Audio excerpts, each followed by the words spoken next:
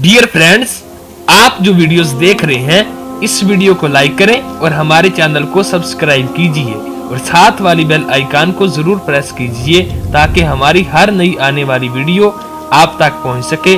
और नीचे comment box में कोई अच्छा सा प्यारा सा कमेंट लिखकर हमारी हौसला अफजाई कीजिए। शुक्रिया। हजरत बायजीद बुस्तामी अलैहिर्रहमा फरमाते हैं, एक दिन मुझे शौक हुआ कि मैं हुजूर की अज़मतों की सैर तो करूं, तो मैंने मार्फत के समंदर में गोता ज़नी की। बायजीद बुस्तामी किसी मामूली शख्स का नाम नहीं है। हजरत दाता गंज बख्श अली हजवेरी अलैहिर्रहमा कश्फुल माजूब में लिखते हैं कि तसव्वुफ के 10 बड़े इमामों में से एक इमाम का नाम बायजीद बुस्तामी। औलिया के सरखैल, औलिया के इमाम और मुक्तदा, सबसे पहले हजरत सैयदना बायजीद बुस्तामी रज़ी अल्लाह ताला अन्हु के लिए सुल्तानुल आरिफीन का लफ्ज बोला गया तरीकत में। अल्लाह अकबर। वो सुल्तानुल आरिफीन, वो इमाम औलिया जिनकी पहुंच और रूहानी अप्रोच का आलम यह है। यहया बिन मुऐन ने खत लिखा हजरत बायजीद बुस्तामी को, और जो लिखा उनकी अपनी कैफियत बातिन थी, लेकिन वसीगा गैब लिखा। बुजुर्गों का माजी में ये तरीका होता था कि अपनी बात भी बयान करना होती तो वसीगा गैब बयान करते ताकि जो है वो लोगों से मामला मख्फी रहे। तो हजरत यहया बिन मुऐन ने हजरत बायजीद से लिखा, हजरत उस शख्स की क्या कैफियत है जिसने मार्फत के समंदर से एक घूंट लिया और ऐसा नशा चढ़ा कि अभी तक मस्ती नहीं उतर रही। ये हजरत यहया बिन मुऐन की हालत कल्बी थी, अपनी वारदात थी, लेकिन वसीगा गैब पूछा। उस शख्स की क्या हालत है जिसने मार्फत के समंदर से एक घूंट पिया और ऐसा नशा चढ़ा कि अभी तक मस्ती नहीं उतर रही। तो हजरत बायजीद ने उसका जवाब लिखा, और जो लिखा वो कैफियत उनकी अपनी थी, लेकिन उन्होंने भी वसीगा गैब लिखा। कहा, मियाँ तू उसका हाल पूछता है जिसने मार्फत के समंदर से एक घूंट ले लिया और अभी तक मस्ती नहीं उतर रही, नशा ही नहीं उतर रहा, तो उसका हाल क्यों नहीं पूछता जो पूरा समंदर पी गया फिर भी होश में फिर रहा है। ये है बायजीद बुस्तामी। अल्लाह अकबर। तैफूर से मक्कातुल मुकर्रमा तक जब हज का सफर किया तो 12 साल लगे। हालांकि इतना लंबा फासला ही नहीं था। 12 साल कैसे लगे? हर कदम पे 2 रकत पढ़ते थे और आगे बढ़ते थे। 12 साल में तैफूर से मक्कातुल मुकर्रमा जब पहुंचते हैं और काबातुल्लाह पे पहली नजर पड़ती है तो हजरत बायजीद बुस्तामी निगाहें नीची कर लेते हैं। तो किसी ने कहा, हजरत इतने शौके फरावां के साथ आए हैं और काबातुल्लाह सामने है, अब आपने निगाहें झुका ली? तो हजरत बायजीद फरमाने लगे कि इतनी दूर से पत्थर देखने के लिए तो नहीं आया था, ये पत्थर बुस्ताम में थोड़े थे। तो फिर दूसरी नजर उठाई तो काबा भी देखा, काबे वाला भी देखा, लेकिन बायजीद बुस्तामी फिर भी मुतमईन नहीं हुए, फिर नजरें झुका ली। पूछा, हजरत अब क्या मसला है? कहा, जब वो नजर आता है तो साथ में पत्थर नजर क्यों आते हैं? तो जब तीसरी मर्तबा नजर उठाई तो जिधर देखा उसी के जलवे नजर आए। ये है बायजीद बुस्तामी, ये है उनकी पहुंच, ये है उनकी अप्रोच, ये है उनकी रूहानी इस्तेदाद।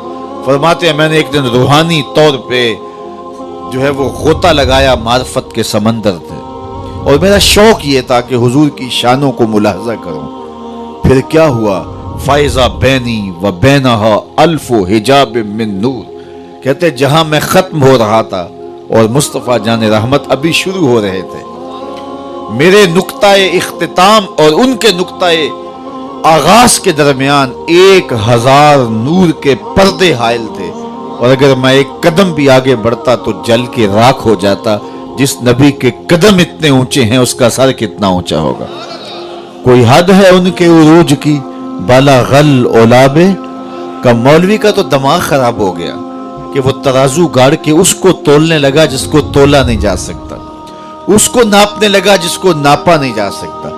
मैं तो कहा करता हूं, डिठे वरक कुरान दे फोल सारे, तेरी शान जिया नहीं कोई होर डिठा, तेरी शान दा करे मुकाबला जेड़ा, उन्हों आशकां असली चोर डिठा। कोई नूर आखे कोई बशर आखे, पैंदा रात दिने एहो शोर डिठा, اللہ والے گل مکا دیتی تساں ہور ڈٹھا ساں ہور ڈٹھا۔ تم نے حلیمہ کی بکریوں کے پیچھے پیچھے دیکھا ہوگا، سدرہ پر جبریل کے آگے آگے نہیں دیکھا۔ اور اقبال کہتا ہے تو نے یوسف کو کنویں میں دیکھا تو کیا دیکھا، ارے ناداں جو مطلق تھا مقید کر دیا تو نے، تو ابھی تک کنویں میں دیکھ رہا ہے، وہ مصر کے تخت کا مالک بھی بنا ہوا ہے۔ تو ان کی پہنچ اور ان کی عظمت اور ان کی رفت کا کون اندازہ کرے۔ ہمارے درس نظامی میں داخلی نصاب کتاب ہے، شرح قائد نصفیہ، تمام مکاتب فکر کے مدارس میں اہل تشیع کے علاوہ سبکن پڑھائی جاتی ہے، اور اس کتاب کی تشریح لکھی ہے علامہ عبدالعزیز پرہاروی علیہ رحمہ نے النبراس کے نام سے۔ اس میں حضرت ابو الحسن رفاعی کا ایک قول پیش کیا ہے۔ وہ فرماتے ہیں میں نے روحانی طور پہ پرواز کی، حتیٰ صعدت فی الفوقانیات، یہاں تک کہ میں بہت اونچا چلا گیا، اور اس میں کوئی اختلاف نہیں، انسان کی روح پرواز کر سکتی ہے۔ ہم خواب میں کہاں سے کہاں جا پہنچتے ہیں، یہ ایک ہماری روح ہے، اور ہماری روح روحانی طور پہ بھی پرواز کر سکتی ہے۔ اگر میری اور آپ کی روح زنگ آلود ہو تو پھر پاک لوگوں کی روحوں سے ہم اپنی روح کو قیاس نہ کریں، جن کی روحیں مصفہ ہیں، جن کے آگے حجاب اور پردے نہیں ہیں، تو وہ پرواز کرتی ہیں۔ تو وہ فرماتے ہیں میں نے روحانی طور پہ پرواز کی، حتیٰ صعدت فی الفوقانیات، یہاں تک کہ بہت اونچا چلا گیا، ایک عرش آیا اسے عبور کیا، دوسرا عرش آیا اسے عبور کیا، 7 لاکھ عرش عبور کر گیا۔ عرش ایک نہیں ہے، عرش بہت سارے ہیں۔ عالم امکان اور عالم وجوب کے درمیان عرش عالم برزخ ہے۔ جب اللہ تعالیٰ اس دنیا پہ کوئی تجلی ڈالنا چاہتا ہے تو پہلے عرش پہ ڈالتا ہے، وہاں سے تجلیات چھن کے دنیا پہ آتی ہیں۔ اگر ڈائریکٹ آ جائیں تو کوئی تاب ہی نہ لا سکے۔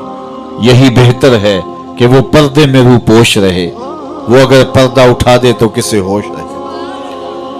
عرش ایک نہیں، عرش بہت سارے ہیں۔ کہتے ہیں میں 7 لاکھ عرش عبور کر گیا۔ آواز آئی ابو الحسن رفاعی کدھر آ رہے ہو؟ تو میں نے عرض کی مالک معراج کی شب جس عرش کی چھاتی پہ محبوب کے قدم لگے تھے، میں اس عرش کو دیکھنے کے شوق میں کشاں کشاں یہاں تک پہنچا ہوں۔ نہ سفر بشرط مال ہے، نہ طلب بقید سوال ہے، فقط ایک سیری ذوق کو میں بھٹک رہا ہوں کہاں کہاں۔ میرے دل کی خلوتیں کئی بار سج کے اجڑ گئیں، مجھے بارہا یہ گماں ہوا تم آ رہے ہو کشاں کشاں۔ کہا تو میں اس شوق میں یہاں تک پہنچا ہوں تو میں اس عرش کو دیکھنا چاہتا ہوں، اور میری پرواز کی غرض و غایت یہ ہے۔ تو آواز آئی ارجع لا وصول لکا، ابو الحسن پلٹ جاؤ، تم کروڑوں سال بھی پرواز کرو، جس عرش کی چھاتی پہ محبوب کے قدم لگے تھے وہاں تمہارا خیال بھی نہیں پہنچ سکتا۔ جس نبی کے قدم اتنے اونچے ہیں اس نبی کا سر کتنا اونچا ہوگا۔ کوئی حد ہے ان کے عروج کی، بالا غل اولاب کمال ہی۔ تو کہا دہا سے مراد حضور کے کمالات ظاہریہ ہیں، اور لیل سے مراد حضور کے کمالات باطنیہ ہیں۔ ایک قول یہ پیش کیا کہ دہا سے مراد حضور علیہ الصلوۃ والسلام، اللہ اکبر، یہ اللہ نے اپنے محبوب کو شانیں دی ہیں نا، یہ حضور علیہ السلام کی عظمتیں ہیں، یہ حضور کی رفتوں کا عالم ہے۔ تو کہا دہا سے مراد حضور کے کمالات ظاہریہ، اور لیل سے مراد حضور کے کمالات باطنیہ ہیں۔ پھر کہا دہا سے مراد حضور علیہ السلام کا نور علم ہے، جس سے کائنات کی کوئی چیز پوشیدہ نہیں، چٹے دن کی طرح روشن، ہر شے محبوب کی نگاہوں میں ہے۔ اللہ کے محبوب کی نظروں میں کوئی چیز پوشیدہ نہیں۔ وَإِنِّي أَرَىٰ مَا لَا تَرَوْنَ وَأَسْمَعُ مَا لَا تَسْمَعُونَ، جو میں دیکھتا ہوں وہ تم نہیں دیکھتے، اور جو میں سنتا ہوں وہ تم نہیں سنتے۔ اللہ نے وہ سماعتیں دی، وہ بصارتیں دی۔ یہ غلطی ہوتی ہے کہ اپنے حواس کو نبی کے حواس پہ قیاس کیا جائے، یا نبی کے حواس پہ اپنے حواس کو قیاس کیا جائے۔ قرآن پڑھیے، سورہ نمل اٹھائیے، حضرت سلیمان اپنے لاؤ لشکر کے ساتھ جب آگے بڑھے تو وادی نمل آ پہنچے۔ تو وادی نمل میں چیونٹی نے جب لشکر سلیمان آتے دیکھا تو اس نے اپنی ہمجولیوں سے، چیونٹیوں سے کہا کہ جلدی جلدی اپنی بلوں میں داخل ہو جاؤ، اللہ کے نبی کا لشکر بے خبری میں تمہیں کچل نہ ڈالے۔ اللہ اکبر۔ اور یہ بات حضرت سلیمان نے سنی. کتنی دور سے سنی؟ 3 میل یا 7 میل دور. 3 فراسخ اگر ہیں تو 9 میل بنتے ہیں. تو 9 میل سے حضرت سلیمان علیہ السلام نے 3 فراسخ سے چونٹی کی اس بات کو سنا اور اس کے لہجے کو سمجھے. اللہ اکبر. تو نبی کی شان یہ ہوتی ہے کہ جو چونٹی کی بولی ہے اس کو سن لیتا ہے 9 میل کے فاصلے پر. آپ میں سے کوئی ہے کہ جس کے کان کے پردے پر بھی چونٹی کو رکھ دیا جائے تو اس کی کہانی سمجھ لے کہ یہ کیا بول رہی ہے؟ اللہ اکبر. یہ تیوریات کے ماہرین کہتے ہیں چونٹی کے منہ میں زبان نہیں ہوتی. چونٹی بولتی پھر کیسے؟ اب بات کیسے کرتی ہے؟ اس کے منہ میں زبان بھی نہیں ہوتی. تو اس کے منہ کے قریب باریک سے 2 ریشے ہوتے ہیں، مہین سے 2 بال ہوتے ہیں. جب اس نے اپنی ہمجولی کو کوئی میسج دینا ہوتا ہے ان بالوں کو قریب کر کے رگڑتی ہے.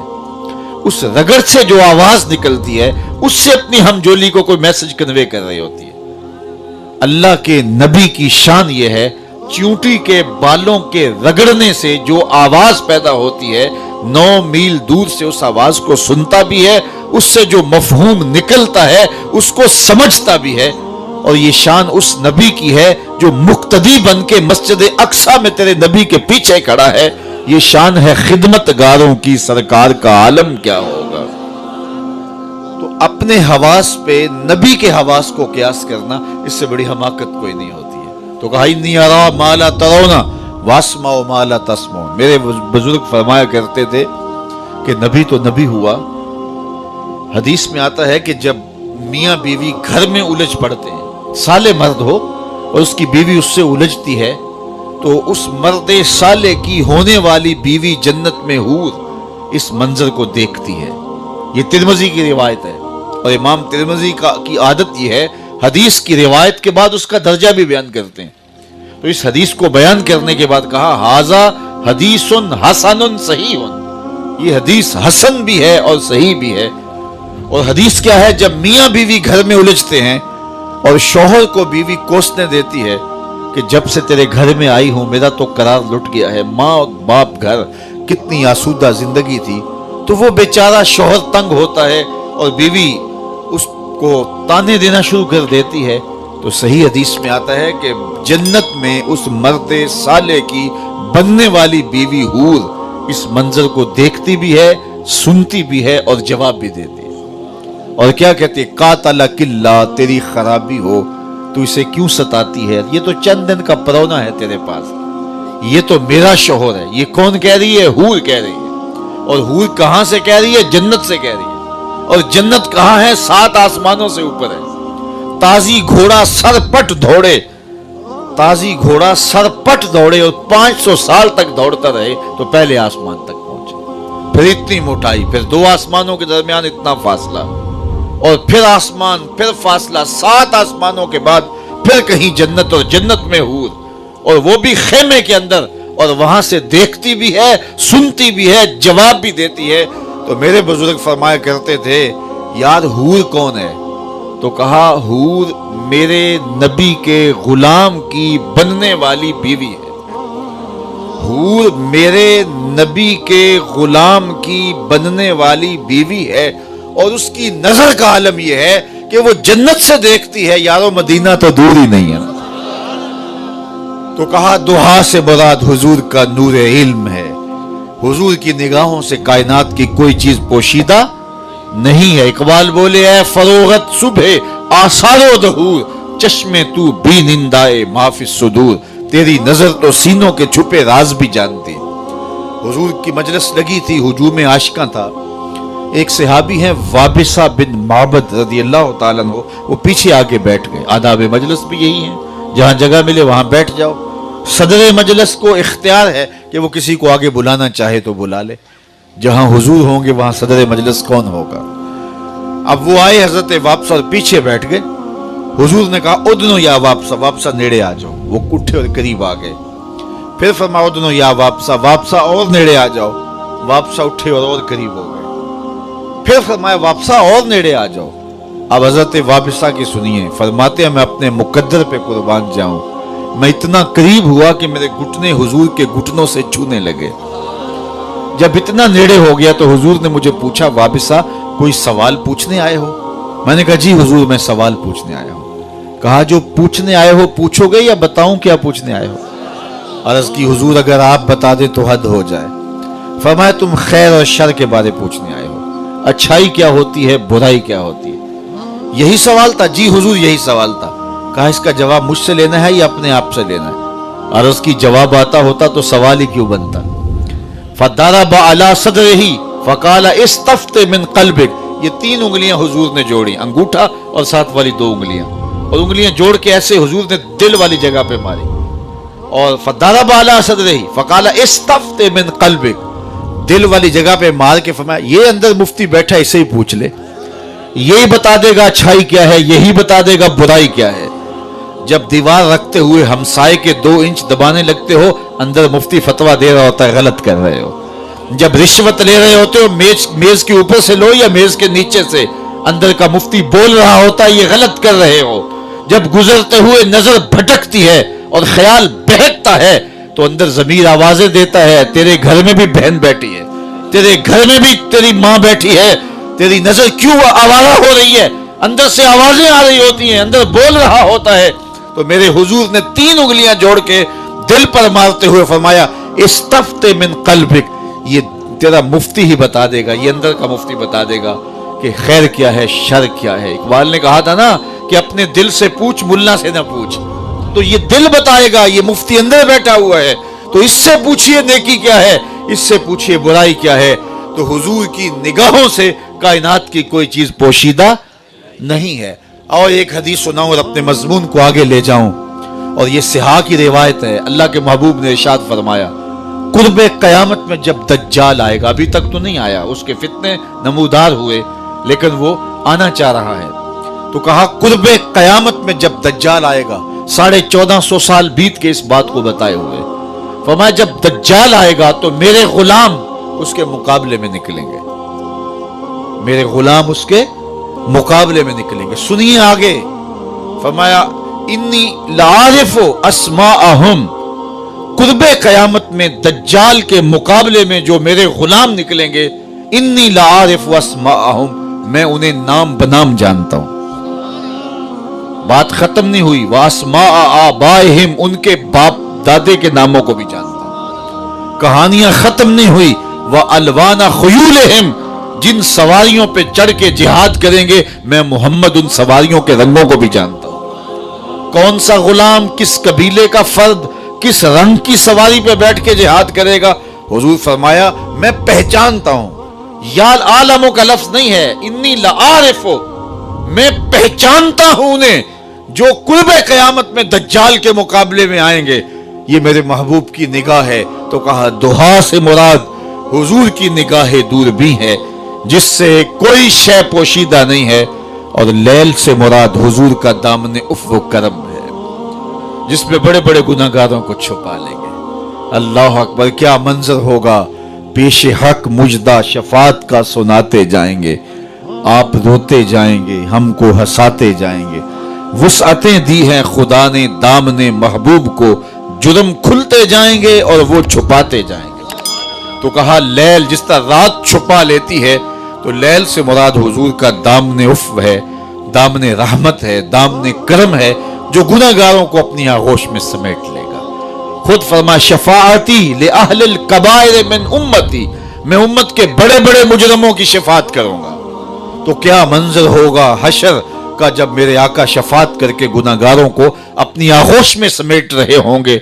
वो किसी ने किसी महफिल नात में पढ़ दिया, जिस तरह कि आजकल हमारी शायरी चलती है कि वो अपना मुकदमा नहीं हार सकता जिसके हुजूर वकील हों। तो मैंने कहा कि वकील ना कहो, वकील जो है निगहबान के माना में तो ठीक है, लेकिन आप मुकदमे की बात कर रहे हैं तो यहाँ वकील के माना, एडवोकेट के माना में वकील आ रहा है। तो हुजूर मुकदमे में हमारे वकील नहीं होंगे बल्कि हमारे शफी होंगे। वकील और शफी में फर्क होता है, जो सफारशी होता है उसमें और वकील में फर्क होता है। आप जानते हैं, देहातों के रहने वाले, वकील की लड़ाई ये होती है और वकील की बहस ये होती है, उसके दलाल ये होते हैं कि मेरे मुवक्किल ने ये जुर्म नहीं किया लिहाजा छोड़ दिया जाए। वो सबूत ये देता है कि इस पे इल्जाम है اور غلط الزام ہے، میرے موکل نے یہ جرم نہیں کیا لہذا چھوڑا جائے، یہ وکیل کہتا ہے، اور شفیع کہتا ہے سب کچھ کیا ہے، میرا آنا دیکھا جائے، میری سفارش مانی جائے۔ حضور قیامت کے دن وکالت نہیں فرمائیں گے، شفاعت فرمائیں گے۔ پیش حق مجدہ شفاعت کا سناتے جائیں گے، آپ روتے جائیں گے، ہم کو ہنساتے جائیں گے۔ وسعتیں دی ہیں خدا نے دامن محبوب کو، جرم کھلتے جائیں گے اور وہ چھپاتے جائیں گے۔ باغ جنت میں محمد مسکراتے جائیں گے، پھول رحمت کے گریں گے، ہم اٹھاتے جائیں گے۔ تو وہ منظر ہوگا، یہ حضور کا دامن شفاعت ہے۔ بڑے بڑے گناہگاروں کو حضور اپنی آغوش میں سمیٹ لیں گے۔ تو دہا سے مراد حضور کا نور علم ہے، اور لیل سے مراد حضور کا دامن عفو و کرم ہے۔ اس پر بہت کچھ کہا جا سکتا ہے لیکن آگے بڑھنا ہے۔ کہا کہ دہا سے مراد حضور علیہ السلام کا چہرہ انور ہے، جو چاشت کی طرح چمکتا ہوا چہرہ، اور لیل سے مراد محبوب کی زلف عنبری ہے۔ تو گویا ترتیب کلام یہ ہے کہ محبوب چاشت کی طرح تیرے چمکتے ہوئے چہرے کی قسم، اور شب دیجور کی طرح تیرے شانوں پہ لٹکتی زلفوں کی قسم۔ قسم ہے تیرے رخ تاباں کی، اور قسم ہے تیری زلف دوتا کی، تیرے چہرہ نور کی بھی قسم، تیری زلف عنبری کی بھی قسم۔ محبوب قسم ہے تیرے چہرہ حسین کی، وہ چہرہ کہ حضرت ابو ہریرہ بولے کل قمر لیلۃ البدر لم ارا قبلہ ولا بعدہ مثلہ۔ کیا پوچھتے ہو حضور کے چہرے کا؟ 14ویں رات کے چمکتے ہوئے چاند کی طرح حضور کا چہرہ تھا۔ پھر کہتے ہیں نہیں نہیں نہیں نہیں، حضور جیسا نہ پہلے دیکھا نہ بعد میں دیکھا۔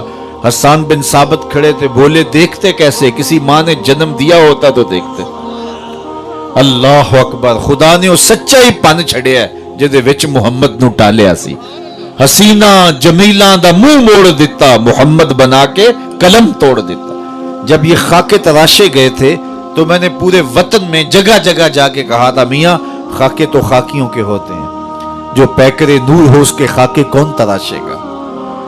سایہ تو بڑی دور کی بات ہے، مثل تو دور کی بات ہے۔ اللہ اکبر، اس کا محبوب کا سایہ بھی نہیں بنایا گیا تھا۔ اللہ اکبر، مثل او در عالم مقام متصور نیز، ان کی مثل بزم عالم کے اندر ممکن ہی نہیں ہے۔ جب یہ بات کہی گئی کہ اگر خدا چاہے تو کروڑوں محمد پیدا کر دے، تو اقبال نے کہا تھا رخ مصطفیٰ ہے وہ آئینہ، کہ اب اس سا دوسرا آئینہ نہ کسی کی بزم خیال میں، نہ دکان آئینہ ساز میں۔ یہ ہو ہی نہیں سکتا۔ اللہ نے اپنے محبوب کا سایہ بھی نہیں بنایا تھا، اس کی کیا وجوہات ہیں؟ تو بہت سارے لوگوں نے بہت کچھ لکھا، لیکن حضرت شیخ احمد مجدد الفسانی علیہ رحمہ نے کمال کر دیا۔ فرماتے ہیں سایہ شے از شے لطیف ترست، کسی چیز کا سایہ اس شے سے زیادہ لطیف ہوتا ہے، اور حضور سے بڑھ کر کائنات میں لطیف شے ہی کو نہیں۔ وہ سایہ چے معنی دارت، تو سائے کا کیا پھر معنی باقی رہتا ہے؟ سایہ کیا معنی رکھتا ہے؟ تو صاحبو، اللہ نے اپنے محبوب کو وہ حسین چہرہ دیا، وہ جمال دیا کہ دیکھنے والے کہا کرتے ہیں اللہ اللہ، یاد آتا ہے خدا دیکھ کے